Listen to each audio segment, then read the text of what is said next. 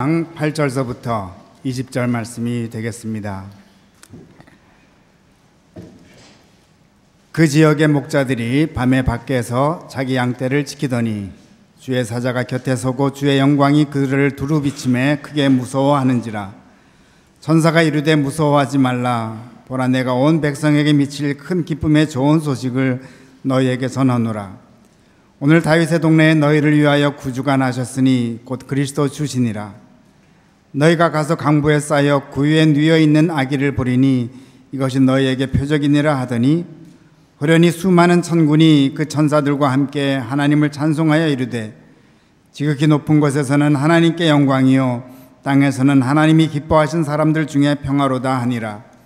천사들이 떠나 하늘로 올라가니 목자가 서로 말하되, 이제 베들레헴으로 가서 주께서 우리에게 알리신 바 이 이루어진 일을 보자 하고, 빨리 가서 마리아와 요셉과 구유에 누인 아기를 찾아서 보고 천사가 자기들에게 이 아기에 대하여 말한 것을 전하니, 듣는 자가 다 목자들이 그들에게 말한 것들을 놀랍게 여기되 마리아는 이 모든 말을 마음에 새기어 생각하니라. 목자들은 자기들에게 이르던 바와 같이 듣고 본 그 모든 것으로 인하여 하나님께 영광을 돌리고 찬송하며 돌아가니라. 아멘. 사이먼 안 홀트라는 분이 Good Country Index를 2015년도에 발표를 했습니다. 좋은 나라와 나쁜 나라가 어떤 나라인지를 알려주는 표인데요. 35개 종목으로 채점을 했는데, 국가 경제력에 비해서 외국 나라를 얼마나 도와주는지, 좋은 상품, 건강식품 같은 거를 어떻게 만들어 가는지, 세계 평화를 위해 어떻게 공헌하는지 등을 가지고 조사했습니다. 그리고 아놀트 씨는 자기는 제일 좋은 나라에 살고 싶다고 말합니다. 2015년도 제일 좋은 나라는 163개국 중에 네덜란드였다고 합니다. 그리고 자기는 네덜란드에 살고 싶다는 뜻입니다. 반면에 제일 안 좋은 나라는 아프가니스탄이었습니다.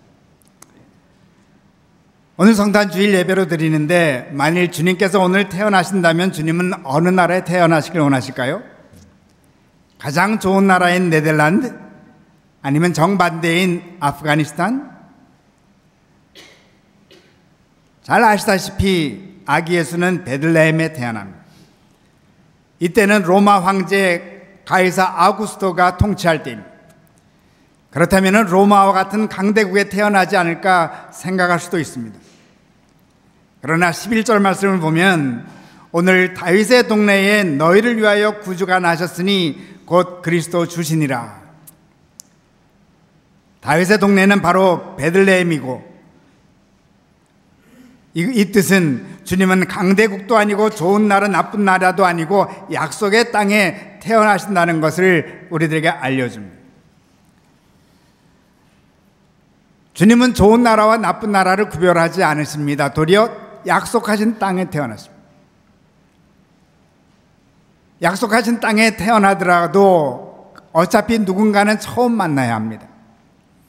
그러면 중요한 것은 누구에게 제일 먼저 아기 예수의 탄생이 알려졌을까요? 성경 말씀을 보기 전에 매사추세츠가 낳은 대통령 존 퀸시 아담스의 말을 한번 참고해 보시길 바랍니다. 이런 사람에게 처음 당신의 모습을 보여주지 않았을까 생각하게 합니다. 만일 당신의 행동이 이웃으로 하여금 꿈을 더 꾸게 하고, 더 배우게 하고, 더 좋은 일을 많이 행하게 하고, 그래야 자신을 더욱더 세워가게 한다면 당신이 리더이다. 이것을 염두에 두시고 처음 당신의 모습을 누구에게 보여줬는지 살펴볼까요? 8절 말씀입니다. 그 지역의 목자들이 밤에 밖에서 자기 양떼를 지키더니, 밤에 양떼를 지키던 목자들에게 나타났습니다. 하나님은 목자들의 모습에서 참 리더의 모습을 보셨던 것 같습니다. 그냥 목자는 아니고 밤에 양떼를 지키는 목자에게 나타났습니다. 저보다는 나이는 좀 어리지만 제가 무척 존경하고 아끼는 현재 연세대학교 신과대학 부원장으로 수고하시는 방현상 교수님이 계십니다. 그분과의 일화가 있습니다. 방 교수님과 제가 함께 필라델피아 연합교회를 전도사로 섬기고 있었을 때 함께 섬기던 다른 전도사님이 고혈압으로 쓰러졌습니다. 어느 병원 중환자실에 입원하게 되었습니다. 함께 교육자들이 모여서 병원 기도실에서 합심 기도를 하고 병실 앞에 모였습니다. 담임 목사님이 일단 24시간을 교육자들이 병실 앞을 지키자고 하면서 누가 병실을 밤에 지키겠냐고 물으셨습니다. 그때는 방 전도사는 방 교수님이 제일 먼저 자원하셨습니다. 저에게는 그 모습이 늘 저의 가슴에 남아 있습니다. 어느덧 저의 리더가 되어 있었습니다. 생각해 보십시다. 주님은 낮에 병실을 지키는 사람에게 더 당신의 모습을 보여주기를 원할까요? 아니면 밤일까요?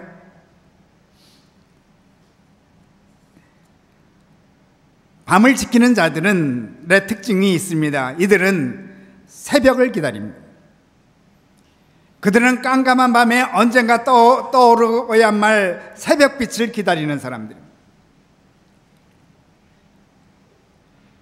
그렇다면 주님께서 밤에 양떼를 지키는 목자들을 택하신 이유가 이해가 됩니다. 새벽빛을 기다리는 목자들에게 어떤 일이 일어나죠? 9절 말씀. 주의 사자가 곁에 서고 주의 영광이 그들을 두루 비침에 크게 두려워하는지라.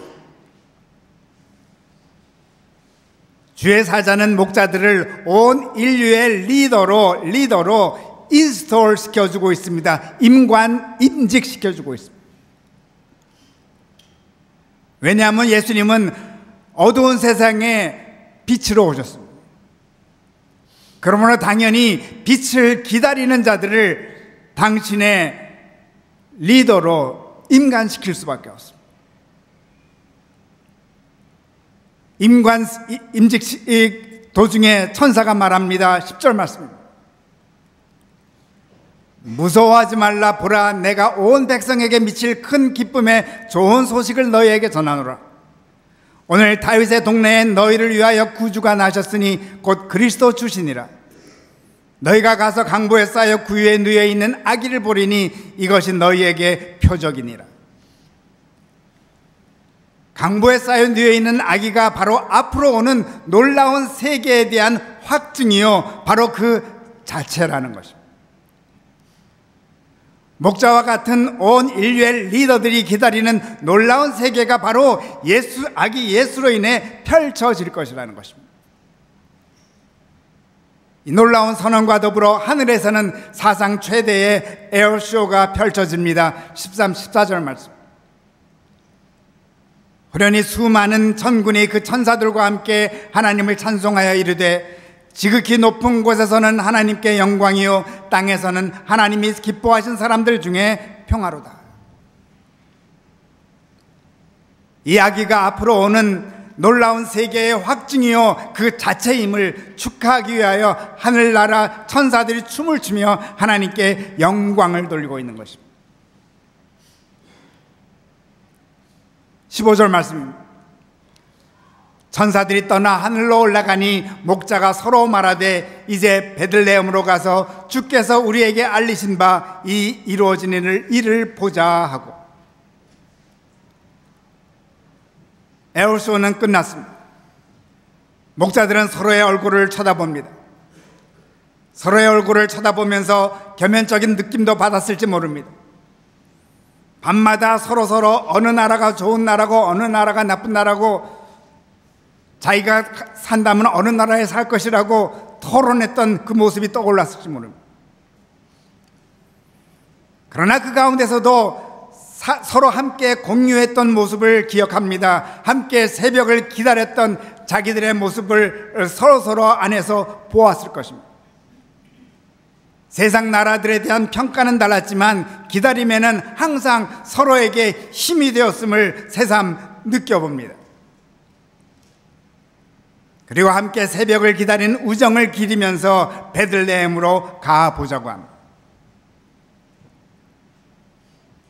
목자들은 베들레헴에 가서 아기 예수를 만나고 마리아와 요셉에게 천사들의 이야기를 다 전한 후 하나님께 영광을 돌리며 다시 양떼가 있는 곳으로 돌아갔습니다.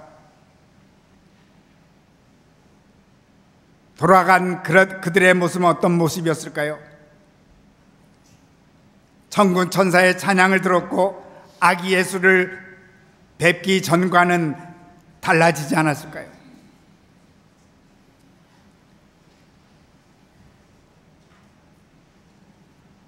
얼마 전 제가 자주 들어가 보는 굿뉴스 사이트에서 아주 예쁜 사진을 보게 되었습니다. 스크린에 보다시피 예쁜 꽃나무입니다. MIT 연구진들이 개발한 것인데 내노 테크놀로지를 미세 입자를 가지고 하는 그 테크놀로지를 사용해서 밤에도 빛을 발하게 하는 나무를 만드는 데 성공하였다고 합니다. 앞으로 개발이 잘 되면 가로등이 필요 없어지고 가로수가 포플라 나무가 밤에는 빛을 발하게 될 것이라는 것입니다. 평범해 보이는 나무가 밤에는 빛을 발하는 가로수가 된다는 것입니다. 얼마나 신기한 일입니까? 저는 목자들의 모습이 바로 이와 같지 않았을까 생각합니다. 물론 그냥 밤을 밝히는 가로등의 역할이 아니라 영혼의 밤을 밝히는 가로등이 되지 않을까 생각합니다. 왜냐하면 이들은 좋은 나라, 나쁜 나라를 구분을 잘하는 자들이 아닙니다. 이들은 새로운 세계를 향한 갈증이 있었던 사람들입니다. 새로운 세상에 대한 궁금증과 기대가 차고 넘쳤던 사람들입니다. 이들은 좋은 나라에 살던 나쁜 나라에 살던 상관없이 있는 곳에서 최고의 세계를 향한 갈망으로 가득 차고 넘치는 자들이기 때문에 새벽을 기다리는 자들이었기 때문에 이들에게 천사들이 나타납니다. 천사는 아기 예수가 계신 곳을 알려줍니다. 결국 아기 예수를 만나고 아기 예수의 빛으로 세상의 가로등이 되어 갔던 것입니다.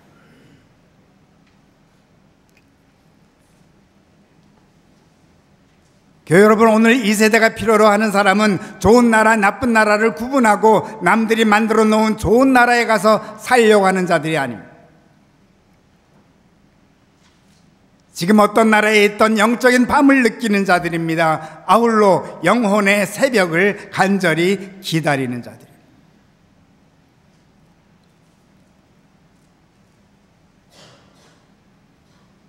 2년간 북한에 영류되었던 케네스 배 선교사님 잘 아실 줄로 압니다. 요즘 한국에서 활동하시는데 북한 주민을 위한 100만 명 기도운동을 벌이고 있습니다. 그가 만든 웹사이트에 다음과 같은 새벽을 기다리는 고백문이 기록되어 있습니다. 제목은 그날이 오리라. 추운 날씨에도 아랑곳하지 않고 서 있는 곳에서 남한과 북한의 통일을 위해 기도에 힘쓰시는 동역자님들의 기도가 있기에 지금의 평화가 있음을 감사드립니다. 남북 간의 전쟁의 위협이 가중되고 있는 이 시기에 남북이 하나 되어 하나님께 기도하는 것이 그 어느 때보다 필요한 시기입니다. 이러한 시기에 우리의 하나된 마음으로 드리는 기도가 하늘에 전달되어 하나님을 감동시킬 때 한반도에서 전쟁의 위협이 그치고 통일의 그날이 오리라 확신합니다. 기도는 국경이 없음에 감사합니다. 하나님은 국경을 초월하여 역사하심에도 감사드립니다. 그런 하나님의 능력을 의지하여 우리가 통일을 준비하며 함께 기도하며 하나님의 마음을 감동시킬 수 있기를 진심으로 소망합니다.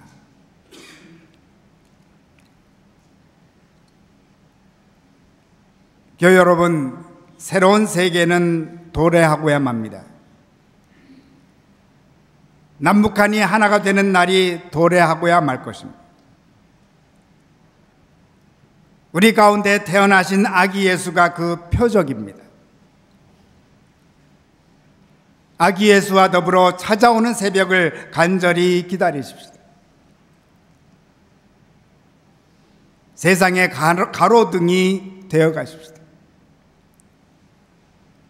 함께 베들레헴으로 향하십시다.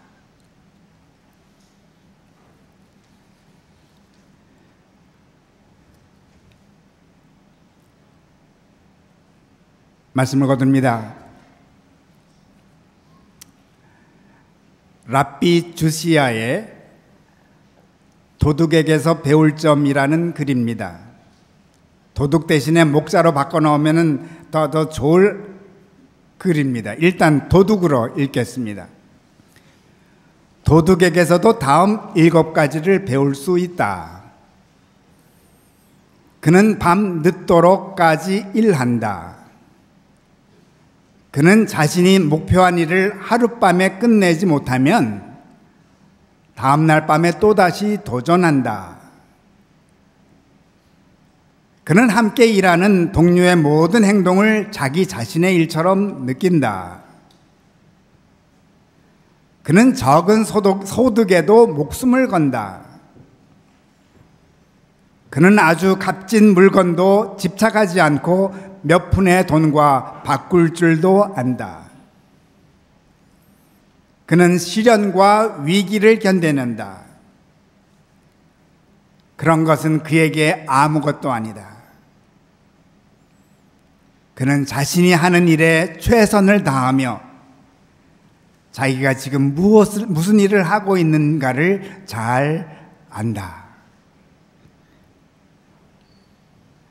예리하게 분석하였죠.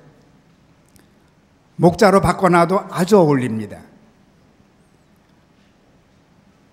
목자는 밤늦도록 일한다. 그는 자신이 목표한 일을 하룻밤에 끝내지 못하면 다음 날 밤에 또다시 도전한다. 이해하는 다음 주 보성 강단을 참고하시기 바랍니다. 그러나 도둑과 목자와 큰 차이가 하나 있습니다. 목자에게는 한 가지를 더합니다. 그는 새벽을 기다린다.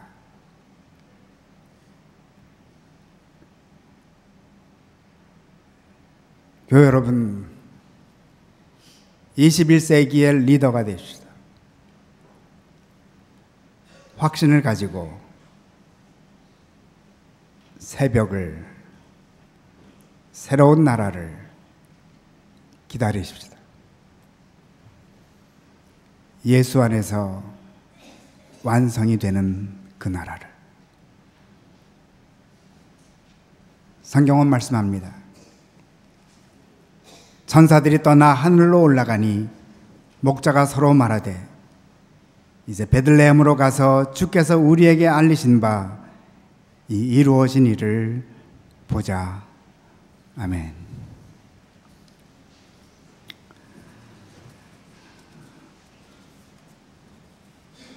우리를 위하여 세상을 가장 아름답게 완성시키고자 이 땅에 오셨음을 인하여 감사드립니다.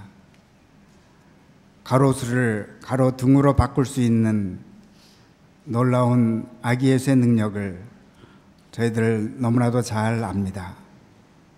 새벽을 기다리는 자들을 통하여 놀랍고 아름다운 역사가 펼쳐지게 될 것을 믿습니다.